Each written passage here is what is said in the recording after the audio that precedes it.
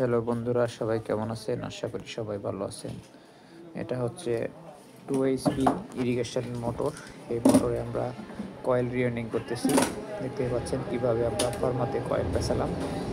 পেঁচানোর পরে আমরা কয়েলের তারগুলো গুছিয়ে এই মোটরের স্লটের মধ্যে ঢোকাচ্ছি কীভাবে।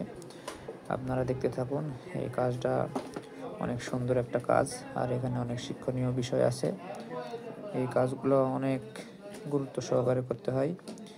এখানে স্লটের সাথে বা কোরের সঙ্গে লেগে গেলে তার ইনসুলেশন নষ্ট হয়ে যাওয়ার সম্ভাবনা আছে। এই কারণে খুব ঠান্ডা মাথায় ধীরে সুস্থে কাজগুলো করতে হয়। আর এখন সামনে সিজন আসতেছে, এই কাজগুলা প্রচণ্ড পরিমাণে এই কাজগুলো আসা শুরু হয়েছে। এই কাজগুলো আমরা খুব দক্ষতার সাথে করে থাকি, আর মোটর অনেক টেকসই হয়।